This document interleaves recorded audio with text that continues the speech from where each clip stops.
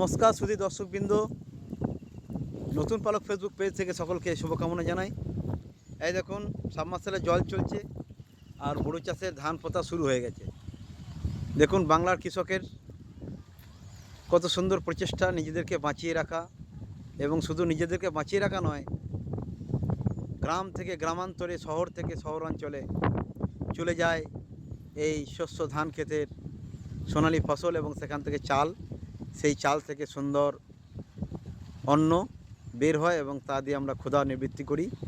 সেই গ্রাম বাংলার এই একটি কঠিন পরিশ্রম ও সুমধুর দৃশ্যের এই আয়োজনটা থেকে সকলে ভালো থাকবেন।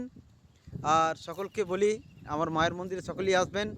এইদিকে দেবায়দেব মহাদেবের শ্রী শ্রী কৈলাস, আর এখানে রামপ্রসাদী মা আমার করুণাময়ী রামপ্রসাদ বেড়া বাঁধছেন, আর শ্রী শ্রী মা মেয়ের রূপ ধরে তাকে দড়ি ধরিয়ে সহযোগিতা করছেন।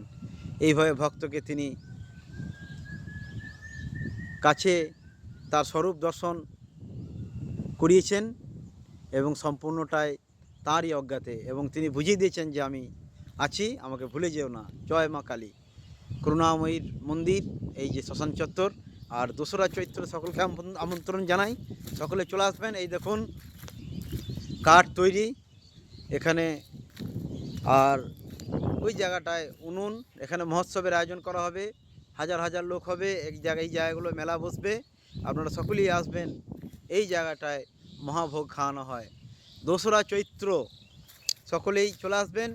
আর আমি গ্রাম বাংলার অতি পরিচিত কিছু জিনিস নিয়ে আপনাদের সকলের সামনে আসি। নতুন পালক ফেসবুক পেজ থেকে আমি লক্ষণ। সকলে ভালো থাকবেন, সুস্থ থাকবেন, আবার দেখা হবে।